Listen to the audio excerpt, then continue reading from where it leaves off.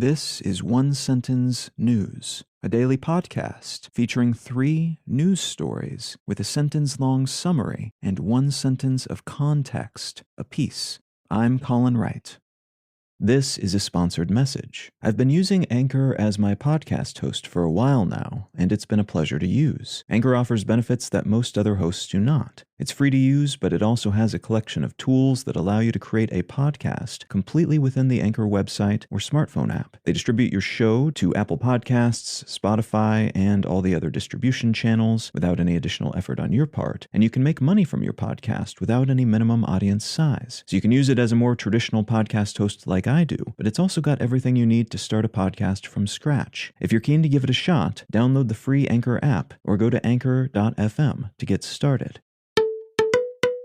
It's Wednesday, January 11th, 2023. Let's talk about the news. From the Associated Press, UN says ozone layer slowly healing, hole to mend by 2066. A new report from the United Nations indicates that the hole in the Earth's ozone layer, which protects those of us living on the surface from most of the dangerous ultraviolet radiation thrown at us by the sun, is healing and should be back to full strength over Antarctica, which is the most seriously damaged portion, by 2066 at its current pace of regeneration. The phase-out of chemicals that deplete the ozone layer, which were previously pervasive in all sorts of refrigerants and aerosols, is considered to be one of modern history's greatest international collaboration victories, and though there's still a fair distance to go before this vital Earth-encompassing shield heals, many researchers and leaders point at this early victory, which began in 1987 with the Montreal Protocol, as an indication that we are more than capable of tackling climate change as well.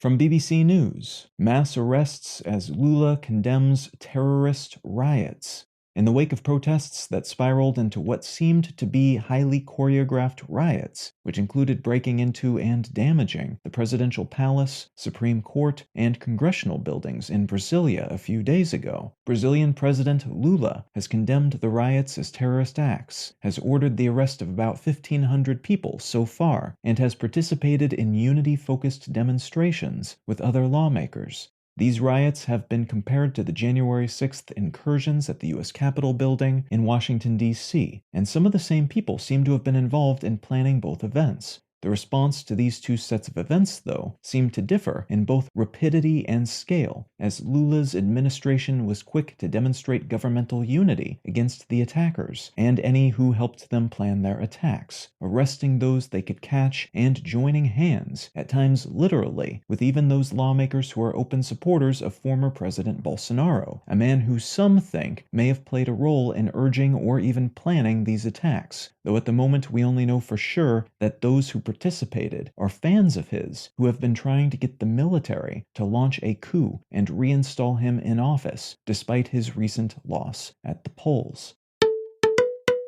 And from the New York Times, French food giant Danone sued over plastic use under landmark law. The French dairy and other foods company Danone is being sued in France by 3 environmental groups that claim the company is not reducing its plastic footprint quickly enough. According to a recent study, Danone is one of the world's top 10 plastic polluters, and a new French law that says large companies must address their environmental impact is serving as the foot in the door for this lawsuit. There's no way to know how this lawsuit will play out, but it's likely to serve as a test case for potential future actions by activist groups that would essentially give them more teeth, allowing them to use the legal system to push for faster and greater climate-friendly change, whereas they typically are mostly limited to generating public outcry in the form of protests and boycotts.